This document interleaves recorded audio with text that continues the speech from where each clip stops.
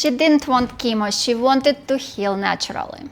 So she drank green juice, did coffee enemas, took the supplements, and believed with her whole heart that it would work. It didn't. I just watched the apple cider vinegar episode on Netflix and I couldn't stop thinking about it. It was more than just a documentary. It was a gut punch. Because it showed how influencers, even those with good intentions, can mislead people. And when the topic is cancer, those lies can be fatal. I saw women following advice that felt empowering, but ended in tragedy.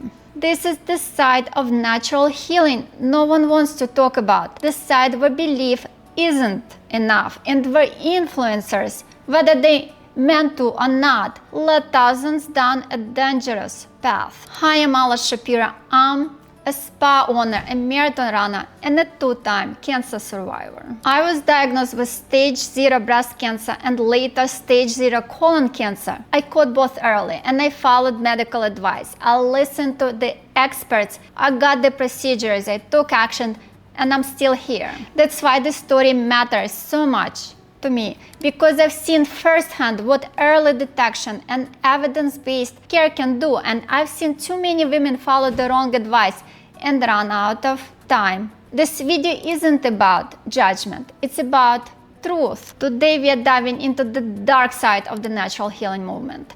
The influencers who rejected cancer treatment in favor of juices, herbs, and mindset. This isn't a hit piece, it's a warning. Because some of the people I'll talk about didn't make it. Others never even had cancer but convinced thousands to follow their path anyway. There is a fantasy online that cancer comes from toxins, bad energy, and negative thoughts, that you can heal by detoxing, juicing, and raising your vibration. But cancer isn't a mindset problem. It's a disease and it doesn't care how positive you are. Juicing, fasting, herbal cleansers, these can support your body, but they don't treat cancer. Rejecting chemo, surgery isn't brave, it's dangerous. I loved watching Three's Company growing up. Suzanne Somers lit up the screen. I seriously loved her. She was funny, bubbly, unforgettable as Chrissy Snow. I admired her. I bought her books. I even had a Thai master.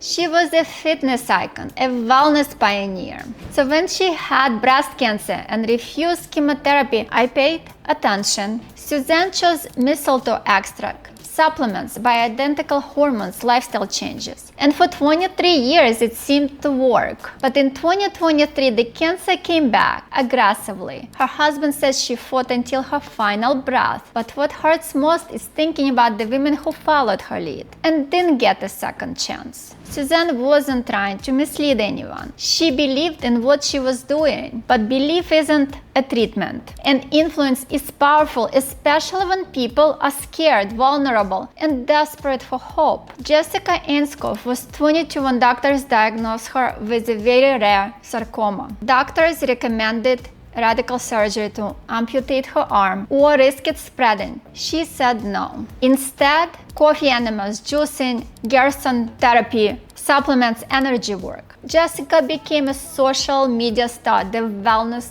warrior. Thousands followed her, but the cancer didn't go away. It spread. Jessica passed away at 29. Her mother, who followed the same path, died 1 year earlier. Netflix's apple cider vinegar even created character inspired by Jessica, but in real life there was no rewrite, no miracle, just tragedy.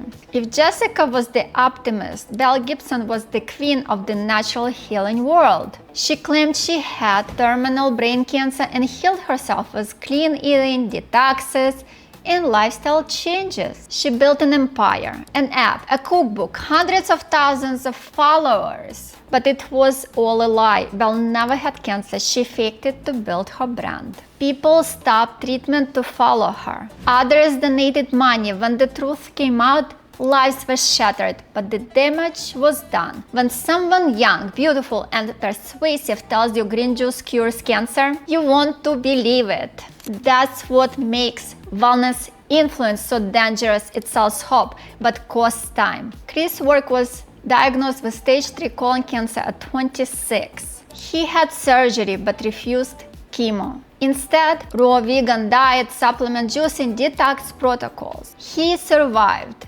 built a brand, Chris beat cancer. Books, podcasts, courses. His message: you can heal cancer with food. Chemo is toxic. The body knows how to heal. But Chris is the exception. Most don't survive stage 3 cancer without treatment in addition to surgery. Survivorship bias makes us only hear the success stories. The rest, they never lived to tell them. What worked for Chris isn't a strategy, it's an anecdote. He was lucky. Then there is the medical medium, Anthony William. No medical school, no research claims his advice comes from a spirit. He promotes celery juice, raw food diets, his branded supplements. Millions follow him, endorsed by celebrities, bestsellers, TV features. But no science, no trials, and no responsibility when people follow him over doctors. He doesn't directly treat cancer, but desperate people turn to him because he promises hope where medicine offers complexity. Again, belief, detox, green juice, and sometimes tragedy. I used to do celery juice based on him, but it wasn't for treatment. It was for well-being after I was treated. Social media made everything louder and misinformation spreads faster than ever. Every day you hear claims fasting cures cancer, parasite cleansers beat chemo, biopsies spread cancer, mammograms cause cancer. Let's be clear, fasting may support your body after the treatment. Do not do it while you're being cured for cancer. No evidence supports deworming meds like ivermectin or fenbendazole for cancer. Biopsies don't spread cancer either. Mammogram saves life, especially for women over 40. Mammograms do produce radiation, and you have a little bit of increased chance of getting cancer from them over your long lifetime if you get mammograms often, but mammogram will save your life faster than it will cause cancer. Influencers don't cite sources, they cite energy, intuition, and what big pharma doesn't want you to know. And that's terrifying. Let's pause and address two big myths. Myth 1. Biopsies spread cancer. The truth, they don't. Most biopsies do. There are biopsies of certain organs they do, but doctors know. And they do not biopsy those organs. I believe bladder and kidney are one of those. But it's known, and doctors don't do these kind of biopsies. Myth 2. Mammograms cause cancer. The radiation is minimal, like flying cross country. For most women, benefits far outweigh risks. Early detection saves lives. I'm an example.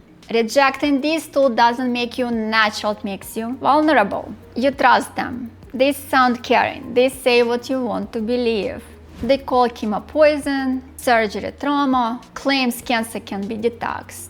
But they are not doctors. They don't carry the weight of being wrong.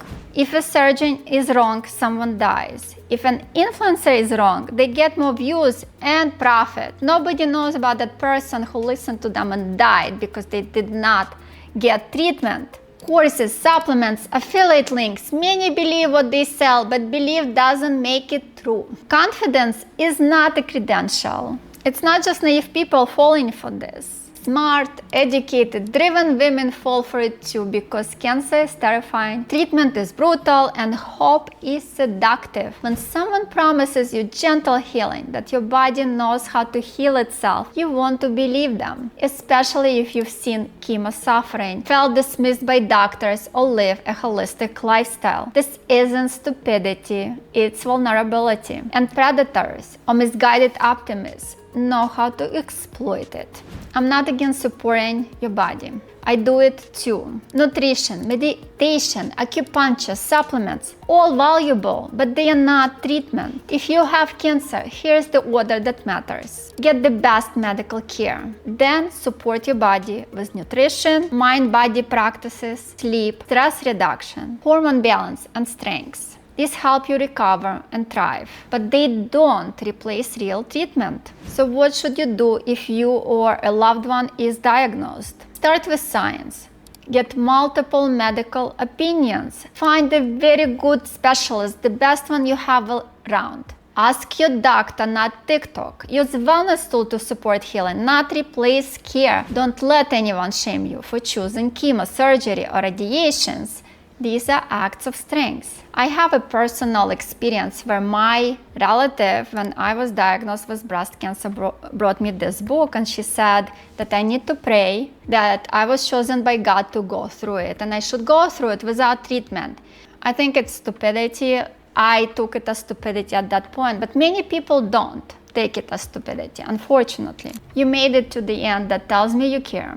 Have you seen influencers promoting natural cancer cures? Ever felt pressured to avoid treatment? What do you think about people following wellness over medicine? Let's talk in the comments. And if you know someone diagnosed, please share this video. It could give them the perspective they need. Download my Smart Women 40 Plus Lab Test Guide to learn what early signs to watch for and what tests you need to take in order to be diagnosed early. I'd love for you to like and subscribe. It helps me grow here on YouTube. If you want to see what vitamins I take to support my life to reduce risk of cancer, watch the vitamin video next.